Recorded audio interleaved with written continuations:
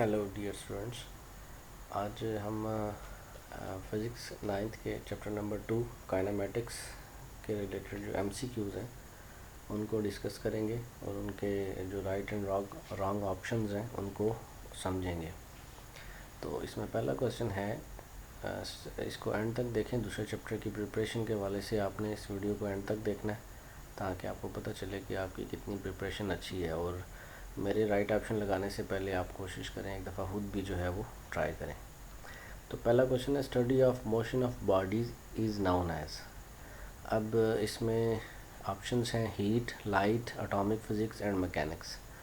अब अगर हम इंडिविजुअली सारी डेफिनेशंस को देखें तो हीट की प्रॉपर्टीज़ की स्टडी को ही हम कहते हैं। लाइट की करेक्टरिस्टिक्स को कहते हैं। और इसी तरह एटॉमिक फिज़िक्स एटम की स्ट्रक्चर के ऊपर बेस करता है। तो मैकेनिक्स असल में मैकेनिक्स से निकला है और उसका काम क्या है, गाड़ियों को ठीक करना। तो मैकेनिक्स असल में मोशन से रिलेटेड स्टडी है जिसमें हम मोशन के काजेज़ और उसके इफ़ेक्ट्स को डिस्कस करते हैं। जैसे कि काइनेमेटिक्स के अंदर हम सिर्फ कौन सी चीज़ों को लेते हैं, काइनेमेटिक्स में हम सिर्फ मोशन को लेते हैं, उसकी काजेज़ को नहीं लेते। लेकिन इन केस ऑफ डायनामिक्स हम मोशन और फिर उसके काजेज़ की भी बात करते हैं। तो इसमें जो डी ऑप्शन है ये आपका सही होगा। उसके बाद है study of motion without reference of force and motion is called. मतलब कि हमने रेफरेंस और फोर्स मतलब उसकी वजह और मोशन मतलब उसके जो काज है उसके बगैर अगर हमने उसको स्टडी करना है तो ये किस कैटेगरी में आएगा, हमने इस चीज़ को जो है वो समझना है। तो अब आप देखेंगे, अभी जैसे मैंने आपको डेफिनेशन का बताया है कि काइनेमेटिक्स में हम मोशन को तो स्टडी करते हैं लेकिन उसकी काजेज़ को डिस्कस नहीं करते। तो यहाँ लिखा हुआ है without the reference of the force. तो इसका मतलब है कि इसमें काइनेमेटिक्स वाला जो ऑप्शन है ये एक्यूरेट होगा, इसका ए ऑप्शन। उसके बाद नेक्स्ट चलते हैं, if a body does not change its position with respect to some observer then it will be in a state of. अब अगर वो अपनी सराउंडिंग की रिस्पेक्ट से मूव नहीं कर रहा, does not change its position अपनी सराउंडिंग के हवाले से, तो इसका मतलब है कि वो रेस्ट की स्टेट के अंदर है। क्यों? क्योंकि अगर वो अपनी सराउंडिंग के मुताबिक मूव कर रहा होता तो ये उसकी मोशन होती, तो यूनिफॉर्म होती है, रिलेटिव जो भी हम वो बात की बात थी। लेकिन हमने अभी जो सिचुएशन देखनी है उसके अकॉर्डिंग हमने ये चीज़ देखनी है कि जो बॉडी है उसमें वो स्टेट कौन सी है। तो इस केस के अंदर जो बॉडी की स्टेट होगी वो रेस्ट वाली होगी। उसके बाद है, if a body changes its position with respect to some observer then it will be in a state of. अब ज़ाहिर ये इसका बिल्कुल रेसिप्रोकल है। अगर with respect to surrounding change नहीं कर रहा तो वो बॉडी रेस्ट पे है, और अगर वो विद रिस्पेक्ट टू सराउंडिंग अपनी स्टेट को चेंज कर रहा है तो इसका मतलब है कि हम बात कर रहे हैं बॉडी की मोशन के बारे में। उसके बाद है रेस्ट एंड मोशन और डैश स्टेट्स। तो इस पॉइंट को आपने अंडरस्टैंड करना है कि ये कौन सी जो हैं वो स्टेट्स हैं, रेस्ट एंड मोशन। तो इसमें देखें ज़रा कौन सा ऑप्शन आपको बेटर लगता है। तो असल में जब भी कोई चीज़ रेस्ट पे होती है तो हम उसको with respect to some surrounding के बता रहे होते हैं। इसी तरह जो भी बॉडी मोशन में होती है उसको भी with respect to some surrounding बताया जा रहा होता है। तो इसका मतलब है कि ये दोनों टर्म्स एक दूसरे के साथ इंटरलिंक्ड हैं। तो इंटरलिंक्ड होने की वजह से हम कह सकते हैं कि ये रिलेटिव जो हैं वो स्टेट्स हैं, एक दूसरे से मिलती जुलती स्टेट्स हैं। तो इसका जो है वो डी ऑप्शन बिल्कुल एग्जैक्ट होगा, ये वाला रिलेटिव। क्वेश्चन नंबर 6 है, such a type of motion in which every particle of body has exactly the same motion is known as. अब अगर हम इन सब की डेफिनेशन की बात करें तो ट्रांसलेटरी मोशन है motion of a body without any rotation, और इसी में वाइब्रेटरी है टू एंड फ्रो मोशन, और रोटेटरी है circular motion with respect to some axis. तो नन ऑफ दीज का ऑप्शन भी इसमें मौजूद है। तो हमने दोबारा क्वेश्चन को समझना है कि such a type of motion in which every particle of body exactly the same motion. अब क्या होता है ट्रांसलेटरी मोशन के केस में हम कहते हैं कि बॉडी मूव कर रही है विदाउट रोटेशन। अब ट्रांसलेटरी का केस ऐसा है कि हम जब भी इसको डिस्कस करते हैं तो हम ये कहते हैं कि हम बिल्कुल उसके सेंटर पे फोर्स लगा रहे हैं। तो सेंटर पे फोर्स लगाने का मतलब है कि उस बॉडी का एवरी पार्टिकल उसी डायरेक्शन में ही ट्रैवल करेगा जिस डायरेक्शन में हम फोर्स अप्लाई करेंगे। तो इसलिए ट्रांसलेटरी मोशन इसका ऑप्शन सही होगा। उसके बाद 7 है when each point of body moves around a fixed point or axis then the motion of the body is known as. कहता है कि अगर वो बॉडी मूव करती है फिक्स पॉइंट के ऊपर या फिक्स एक्सिस के ऊपर तो उस केस में हम बॉडी की मोशन को जो है वो क्या कहेंगे। तो इसमें हमने बताना है कि बॉडी जो है वो कोई किस मोशन में मूव कर रही है। कहता है कि moves around a fixed point, मतलब एक पॉइंट जो है वो हमारा फिक्स है और जो बॉडी है उसके अराउंड जो है वो मूव कर रही है। जैसे कि हम एग्जांपल लेते हैं सिंपल पेंडुलम का केस, तो वो बॉडी अपने इस पोजीशन ए से जो है वो बी पोजीशन तक मूव कर रही होती है। तो हम इसको जो है वो कहते हैं टू एंड फ्रो मोशन। तो ये वही सिचुएशन है वाइब्रेटरी मोशन की कि जिसमें जो बॉडी है वो अपने टू एंड फ्रो मोशन में मूव कर रही होती है। तो बी ऑप्शन इसका क्वेश्चन नंबर 7 का। लेकिन ये उसके लिए तो बात वही है कि टू एंड फ्रो मोशन की बात होती है। तो जबकि यहाँ पे बात हुई है कि बॉडी जो है वो कैसे मूव कर रही है, बॉडी मूव कर रही है अपने जो है वो एक्सिस के ऊपर। तो अभी प्रीवियस डेफिनेशन में मैंने बताया कि एक्सिस से मुराद ये है कि एक बॉडी है और वो फिक्स एक्सिस पे जो है वो मूव कर रही है। इसकी एग्जांपल हम ऐसे लेते हैं कि यहाँ पे एक बॉडी है और जो ऑब्जेक्ट है वो अपने एक्सिस के ऊपर ऐसे सर्कुलेट कर रहा है। तो ये इसके फिक्स पॉइंट है और इस फिक्स पॉइंट के अराउंड बॉडी जो है वो सर्कुलर मोशन में, ये देखिए फिक्स पॉइंट का जिक्र यहाँ पे भी हुआ है, एक्सिस का जिक्र यहाँ पे भी हुआ है। अगर ये एक्सिस का जिक्र ना होता, फिक्स पॉइंट ही सिर्फ होता, तो फिर हम वाइब्रेटरी मोशन कह सकते थे, लेकिन उसके लिए भी हमें टू एंड फ्रो मोशन का जिक्र इसके अंदर होना चाहिए था। अब क्योंकि बॉडी मूव्स अराउंड लिखा हुआ है तो अराउंड का मतलब है वो सर्कुलर मोशन में मूव कर रही है, तो वो अपने एक्सिस पे मूव कर रही है। तो इसका मतलब है कि इस 7 क्वेश्चन का जो राइट ऑप्शन होगा वो सी होगा। उसके बाद है 8 when a body moves to and fro about. अब ये देखें इसमें टू एंड फ्रो का जिक्र आ गया, तो ये पॉइंट आपने इसमें याद रखना है कि टू एंड फ्रो का जिक्र नहीं आएगा और बॉडी अपने एक्सिस पे घूम रही होगी तो वो उसकी रोटेटरी मोशन होगी। Its motion again and again about the same point then this motion is known as. तो इसकी मोशन को हम वाइब्रेटरी मोशन ही कहेंगे। ये तो सिंपल क्वेश्चन है। उसके बाद है the motion of a string of a violin is.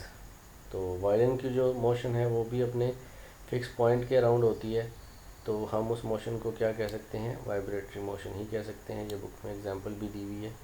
Total length between 2 points is known as. अब जब हम कंप्लीट लेंथ कवर करते हैं तो यहाँ पे दो तरह की क्वांटिटीज़ आती हैं, एक आता है डिस्टेंस और एक होता है डिस्प्लेसमेंट। तो जो डिस्टेंस होता है वो कंप्लीट लेंथ बता रहा होता है, जबकि डिस्प्लेसमेंट जो है वो हमें शॉर्टेस्ट लेंथ के बारे में बताता है। तो इसलिए इसका डी ऑप्शन जो है वो सही होगा। नेक्स्ट क्वेश्चन नंबर 11 है the shortest distance between 2 points is known as. तो शॉर्टेस्ट डिस्टेंस की जैसे अभी हमने बात की है कि वो डिस्प्लेसमेंट और डिस्टेंस दो क्वांटिटीज़ हैं। डिस्प्लेसमेंट जो है ये शॉर्टेस्ट डिस्टेंस है। अगर हम इसको यहाँ पे ड्रा करें तो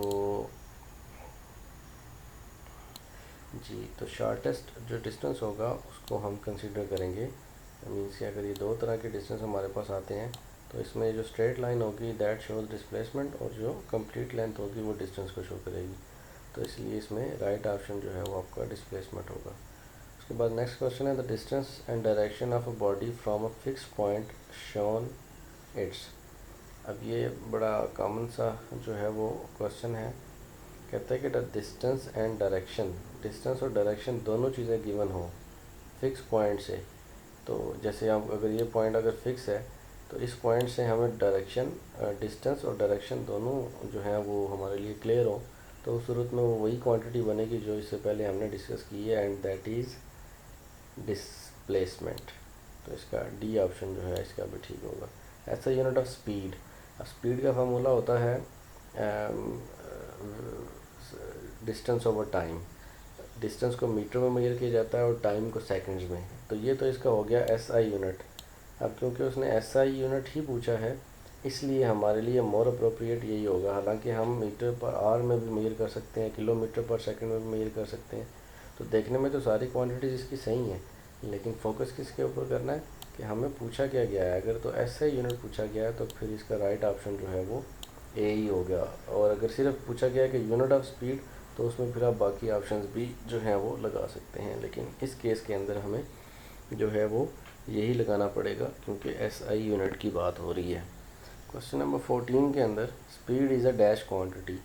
अब हमने जो क्वांटिटीज़ हैं फिज़िकल उनकी दो तरह की नेचर पढ़ी है। एक को हम कहते हैं वेक्टर क्वांटिटीज़ और एक को हम कहते हैं स्केलर क्वांटिटीज़।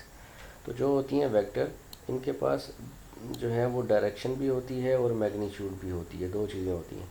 जबकि स्केलर क्वांटिटी के पास जो है वो सिर्फ मैग्नीट्यूड ही होती है। तो स्पीड एक ऐसी क्वांटिटी है जिसको बताने के लिए हमें डायरेक्शन बताना ज़रूरी नहीं है। हम कहते हैं एक गाड़ी 20 किलोमीटर पर सेकंड से चल रही है तो डायरेक्शन नहीं बताती, तो इसका मतलब है हम उसकी स्केलर क्वांटिटी की बात कर रहे हैं। लेकिन वेलोसिटी के केस में हमें उसकी डायरेक्शन भी नाउन होती है। तो इसलिए क्वेश्चन नंबर 14 में जो मोर अप्रोप्रिएट आंसर है वो स्केलर क्वांटिटी है, क्योंकि स्पीड की डायरेक्शन स्पेसिफिक नहीं होती। If a body covers equal distance in equal interval of time however small the interval may be then the speed of the body is known as। ये इसका जो है वो इस तरह के ग्राफ्स भी आते हैं, ग्राफ वाला क्वेश्चन भी आता है, तो इसमें ये चीज़ क्लियर होनी चाहिए। कहते हैं कि अगर इक्वल डिस्टेंस कवर करता है और इक्वल इंटरवल ऑफ टाइम में तो ये बॉडी की कौन सी स्पीड होगी। वेरिएबल का मतलब होता है जो चेंज हो रही हो, कांस्टेंट का मतलब है जो फिक्स्ड हो उसकी वैल्यू चेंज ना हो, जबकि यूनिफॉर्म का मतलब है कि इक्वल इंटरवल ऑफ टाइम में इक्वली उस बॉडी के अंदर जो है वो चेंज आ रहा है। तो इसलिए ए ऑप्शन इसका जो है वो एक्यूरेट होगा। क्वेश्चन नंबर 16 में the rate of displacement with respect to body is known as. Body का जो डिस्प्लेसमेंट है विद रिस्पेक्ट टू टाइम, अगर रेट ऑफ डिस्प्लेसमेंट का मतलब है कि हम टाइम की बात कर रहे हैं, time rate of change of displacement भी इसको कहा जाता है। तो इस केस में आपने ये चीज़ याद रखनी है कि टाइम रेट ऑफ चेंज का मतलब है कि इसमें जो है वो बॉडी की जो है बॉडी जो है वो सम डिस्प्लेसमेंट कवर कर रही है with the passage of time. तो इस केस में आपने ये चीज़ याद रखनी है कि हम किस पॉइंट की जो है वो बात कर रहे हैं। तो the rate of displacement with respect to body is known as. तो फिर 16 का जो एक्यूरेट ऑप्शन है, क्योंकि डिस्प्लेसमेंट की बात हो रही है तो इसलिए डिस्प्लेसमेंट जो है वो एक वेक्टर क्वांटिटी है और इसमें जो है वो स्पीड का बड़ा कंसर्न है। मतलब कि डिस्प्लेसमेंट जब बॉडी कवर करती है तो वो बॉडी की वेलोसिटी होती है और अगर वो डिस्टेंस हो तो वो बॉडी की स्पीड होती है, जैसे कि प्रीवियस क्वेश्चन के अंदर हमने देखा है। और ज़ाहिर सी बात है अगर चेंज ऑफ वेलोसिटी होगा तो वो एक्सेलरेशन होगा, चेंज ऑफ डिस्टेंस होगा तो स्पीड होगा, चेंज ऑफ डिस्प्लेसमेंट होगा तो वेलोसिटी होगी। तो इसलिए इसका सी ऑप्शन जो है क्वेश्चन नंबर 16 का सही है। 17 में है if the body and if the speed and direction of the moving body does not change with time then its velocity is said to be। अब अगर उसकी जो है वो direction of the moving body direction change नहीं हो रही, जबकि speed and direction of the moving body does not change with the time then its velocity. अब अगर ये दोनों चीज़ें चेंज नहीं हो रही, ना स्पीड चेंज हो रही है ना ही डायरेक्शन चेंज हो रही है, इसका मतलब है कि वो वेरिएबल तो नहीं हो सकता, क्योंकि वेरिएबल में तो वैल्यूज़ इरेगुलर चेंज हो रही होती हैं और कांस्टेंट में तो चेंज ही नहीं होती, सेम रहती है। जबकि यूनिफॉर्म का ऐसा केस है कि जिसमें वो बॉडी जो है वो एक यूनिफॉर्म वेलोसिटी से मूव कर रही होती है। तो इसलिए 17 का जो ए ऑप्शन है ये एग्जैक्ट होगा। इफ़ द बॉडी और direction of the moving body change with the time then its velocity is said to be. अब कहता है कि अगर ये वेलोसिटी चेंज हो रही हो तो फिर हम इसको क्या कहेंगे, तो फिर जाहिर सी बात है वेरिएबल हम कंसिडर करेंगे, क्योंकि वो दोनों चीज़ें जो है वो चेंज हो रही हैं। Rate of change of velocity, अब ये मैंने अभी बताया कि rate of change of velocity असल में एक्सेलरेशन को बारे में जो है वो इंफॉर्मेशन देती है। क्वेश्चन नंबर 20 है if the velocity of the body is increasing then its acceleration will be. अब ये एक्सेलरेशन दो तरह का होता है, एक पॉजिटिव एक्सेलरेशन और एक नेगेटिव एक्सेलरेशन। तो इंक्रीजिंग के केस में जो एक्सेलरेशन बनता है बॉडी का उसको हम कहते हैं पॉजिटिव एक्सेलरेशन। तो इसलिए 20 का जो राइट ऑप्शन है दैट मस्ट बी ए। और अगर बॉडी की वेलोसिटी जो है वो डिक्रीज़ हो रही हो तो उस केस में जो उसका एक्सेलरेशन बनता है वो नेगेटिव बनता है और किसी ऑप्शन में इसमें जाने की ज़रूरत नहीं है। तो पॉजिटिव और नेगेटिव के अकॉर्डिंग ही हम इंक्रीजिंग और डिक्रीजिंग वेलोसिटी को डिस्कस करते हैं। तो क्वेश्चन नंबर 22 पे आते हैं। If the velocity of the body is uniform then its acceleration will be. अब कहता है कि अगर वेलोसिटी यूनिफॉर्म है तो उस केस में जो बॉडी का जो एक्सेलरेशन है वो क्या होगा। तो ज़ाहिर सी बात है अगर वेलोसिटी चेंज ही नहीं कर रहा 20 है और 10 मिनट के बाद भी 20 है तो टोटल उसमें जो एक्सेलरेशन बनेगा दैट इज़ ज़ीरो, क्योंकि इसका फार्मूला होता है एक्सेलरेशन का V F minus V I divided by time. तो इस केस में अगर बॉडी की वेलोसिटी चेंज नहीं हो रही तो ये दोनों वैल्यूज़ कैंसिल हो जाएंगी, ज़ीरो आ जाएगा तो वैल्यू ज़ीरो ही रहेगी। ऐसा यूनिट ऑफ एक्सेलरेशन। अब एक्सेलरेशन का जो ऐसा यूनिट है ये अगर हम इसके फार्मूला के अकॉर्डिंग देखें तो ये वेलोसिटी ओवर टाइम है। तो वेलोसिटी का यूनिट होता है मीटर पर सेकंड, टाइम का होता है सेकंड। ये सेकंड भी ऊपर जाएगा तो ये मीटर पर सेकंड स्क्वायर बन जाएगा। तो इसका डी ऑप्शन जो है वो सही है। उसके बाद क्वेश्चन नंबर 24 है velocity of body change equally in equal interval of time then its acceleration will be. अब अगर बॉडी का जो ये अगर वो मोशन अपनी चेंज करती है इक्वल इंटरवल ऑफ टाइम के केस में तो फिर हम क्या कहेंगे कि उसका एक्सेलरेशन कैसा है। तो ज़ाहिर अगर इक्वल इंटरवल है तो उसका जो एक्सेलरेशन है वो यूनिफॉर्म एक्सेलरेशन जो है वो कंसिडर होगा। Acceleration of a body moving with uniform speed in a circular path. यहाँ पे इसके ऑप्शन शो नहीं हो रहे, लेकिन इस केस के अंदर अगर हम बात करें तो वेलोसिटी और एक्सेलरेशन ये दोनों जो है एक दूसरे के परपेंडिकुलर जो है वो होते हैं। मूविंग में uniform speed in a circular path, अगर वो सर्कुलर पाथ में मूव कर रहे हैं तो इन दोनों की जो दरमियान एंगल है वो 90 डिग्री का होता है, इसलिए हम इनको म्यूचुअली परपेंडिकुलर कहते हैं। क्वेश्चन नंबर 26 है the direction of motion of body and acceleration is in the same direction then acceleration will be. अगर डायरेक्शन ऑफ मोशन और ऑफ बॉडी और एक्सेलरेशन सेम डायरेक्शन में हो तो उस केस में बॉडी का एक्सेलरेशन क्या होता है। तो अभी हमने जैसे बात की है कि अगर तो उसकी स्पीड इंक्रीज़ हो रही है और वो बॉडी का जो एक्सेलरेशन है वो उसी डायरेक्शन में बन रहा है जिस तरफ उसकी मोशन है, तो इसका मतलब है कि उसमें वेलोसिटी इंक्रीज़ हो रही है। तो उस केस में जो एक्सेलरेशन है ये पॉजिटिव कंसिडर होगा, क्योंकि वेलोसिटी इंक्रीजिंग केस है यहाँ पे। इसके बाद direction of motion of body and acceleration is opposite direction. तो उस सूरत में ज़ाहिर सी बात है कि बॉडी की जो स्पीड है वो कम होते जा रही है, वेलोसिटी कम होते जा रही है। तो वेलोसिटी कम होने का मतलब है कि बॉडी के अंदर जो एक्सेलरेशन बन रहा है वो नेगेटिव एक्सेलरेशन बनेगा। तो सी ऑप्शन इसका सही होगा। The quantity which can be describe by a number with suitable unit only is called.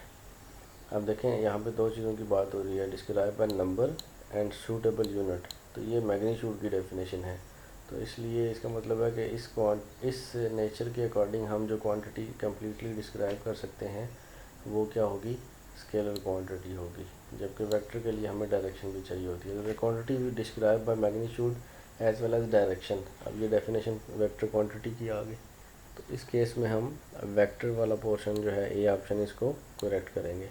30 पे आते हैं। इन equation of motion will be always be taken along in equations of motion will always be taken along dash line। तो उसमें अगर आप उसकी diagram देखें तो आपने एक बिल्कुल स्ट्रेट लाइन उसमें ड्रा की होती है, तो इसलिए इसमें जो एक्सप्लेनेशन है वो भी स्ट्रेट लाइन की बेस के ऊपर ही है। तो इसका बी ऑप्शन जो है वो एक्यूरेट होगा। उसके बाद आगे आते हैं क्वेश्चन नंबर 31 पे। In equations of motion acceleration will always be. Equation of motion के केस में जो एक्सेलरेशन है वो कैसा रहता है, क्योंकि स्ट्रेट लाइन में मूव कर रही है बॉडी, तो इसका मतलब है कि उसका जो एक्सेलरेशन है वो क्या होगा, यूनिफॉर्म एक्सेलरेशन होगा। तो 31 का ए ऑप्शन सही होगा। नेक्स्ट क्वेश्चन 32 है कि in equation of motion initial velocity will be taken as. तो हम इनिशियल वेलोसिटी जो है वो इक्वेशन ऑफ मोशन में क्या कंसीडर करते हैं, इसके बारे में पूछा गया है। तो हम ज़ाहिर सी बात है उसमें बॉडी की वेलोसिटी इंक्रीज़ हो रही है तो हम उसके एक्सेलरेशन को जो है वो पॉजिटिव ही कंसीडर करेंगे। उसके बाद है in equation of motion quantities in the direction of initial velocity are taken as. तो इनिशियल वेलोसिटी की तरफ, जो वेलोसिटी की तरफ हम जो क्वांटिटी कंसिडर कर रहे हैं वो भी ज़ाहिर सी बात है, अगर इंक्रीज़ हो रही हैं तो पॉजिटिव ही कंसिडर होंगी। Equation of motion quantities opposite to the direction of initial velocity are taken as. तो ये स्टेटमेंट से लग रहा है कि अगर अपोजिट डायरेक्शन में है तो वेक्टर क्वांटिटी में अपोजिट डायरेक्शन नेगेटिव क्वांटिटीज़ को शो कर रहा होता है। Which is not the value of g in SI at sea level is. तो इसमें बताना कौन सी वैल्यू नहीं है। तो 35 के केस में जो है वो which of the following g in SI mean system international at sea level is 9.8 metres per second square, 980 centimetre per second square और 32 फीट्स पर सेकंड स्क्वायर। तो हमने बताना है कि SI यूनिट में जी की वैल्यू इन तीनों में से कौन सी होती है। तो अगर हम इन तीनों का कंपैरिजन करें तो ये तकरीबन एक जैसी वैल्यूज़ ही हैं, इसलिए जो 35 का आंसर है वो हमारे पास डी ही बनता है, ऑल ऑफ देम। उसके बाद series of experiment on free fall of heavy bodies was perform by. तो फ्री फॉलिंग बॉडीज़ के ऊपर सबसे ज़्यादा काम किसने किया था। अगर हम इसके ऊपर बात करें क्वेश्चन नंबर 36 की, तो जो सबसे पहले इनिशियली काम किया था वो गैलीलियो ने किया था, तो इसलिए उसके बाद एक्सप्लेनेशन न्यूटन ने दी थी। और when a body is falling freely under the gravity then in equation of motion is replaced by. अब क्योंकि वर्टिकल मोशन इन्वॉल्व है तो वर्टिकल मोशन के केस में हम ए को रिप्लेस कर देते हैं जी के साथ, स्मॉल जी के साथ। तो ये भी एक्सेलरेशन, ग्रेविटेशनल एक्सेलरेशन को रिप्रेजेंट करता है। If body is falling under the gravity then its initial velocity will be taken as. अब वो बॉडी अगर डाउनवर्ड नीचे की तरफ गिर रही है तो हम उसकी इनिशियल वेलोसिटी क्या कंसीडर करेंगे। तो इनिशियली उसकी वेलोसिटी 0 होगी और बाद में मैक्सिमम वेलोसिटी वो अटेन करेगा। If a body is falling under the negativity gravity then its gravitation acceleration will be. अब उस केस में जैसी बात है बिल्कुल उसका रेसिप्रोकल है, तो उसकी वैल्यू को हम क्या लेंगे, पॉजिटिव लेंगे। Falling under the gravity, downward जा रहा है, वेलोसिटी इंक्रीज हो रही है तो हम उसको पॉजिटिव लेंगे। अगर वर्टिकली अपवर्ड डायरेक्शन में थ्रो करेंगे तो कुछ देर बाद बॉडी रुक जाएगी। रुकने का मतलब है उसकी स्पीड कम होगी और स्पीड कम होने का मतलब है कि नेगेटिव एक्सेलरेशन बनेगा, जिसकी वैल्यू को नेगेटिव में लिखा जाएगा। If a body is thrown upward then its gravitational acceleration will be thrown upward then its gravitational acceleration will be 41 जो है अपवर्ड, ये वही सिचुएशन है तकरीबन, तो इसका नेगेटिव ही रहेगा। A ball is drop from the top of tower, the distance covered by it in the first second. तो फर्स्ट सेकंड में वो कितना डिस्टेंस कवर करेगा, इसको सेकंड इक्वेशन ऑफ मोशन से सॉल्व करेंगे। तो इसके सोल्यूशन के अकॉर्डिंग क्वेश्चन नंबर 42 जो है वो 5 मीटर हमें आंसर देता है। इसको हमने कैसे सॉल्व करना है, सेकंड इक्वेशन ऑफ मोशन को यूज़ करते हुए एस की वैल्यू जो है वो एस की वैल्यू जो है वो आपने फाइंड करनी है। S is equal to VIT plus 1/2 GT square इसका फार्मूला है। इनिशियल वेलोसिटी 0 है तो VIT वाली टर्म 0 हो जाएगी। 1/2 GT स्क्वायर में T की जगह 1 पुट करेंगे, G की जगह 10 पुट करेंगे तो डिवाइड बाई 2 होगा तो वो 5 रह जाएगा। तो 5 मीटर इसका जो फाइनल है वो आंसर होगा इस केस के अंदर। उसके बाद इसका नेक्स्ट क्वेश्चन है if a car is moving with uniform speed in a circle then its velocity will be. अगर वो सर्कल में मूव करता है तो उसकी वेलोसिटी क्या होगी, ये बताना है हमने इसमें। तो 43 के केस में क्योंकि कंटिन्यूसली उसकी डायरेक्शन चेंज हो रही है बॉडी की, तो इसलिए उसकी जो स्पीड है वो वेरिएबल स्पीड होगी। There are dash equation motion, ये बड़ा सिंपल सा क्वेश्चन है। तो 3 इक्वेशन ऑफ मोशंस हैं जिनको हम डिस्कस करते हैं। इसके बाद हम नेक्स्ट चैप्टर के ऊपर आएंगे। तो अभी आप चैप्टर नंबर 2 के सारे MCQs को देखें, इनको रिवाइज करें और इस हवाले से जो बेसिक कंसेप्ट हैं उनको क्लियर करें।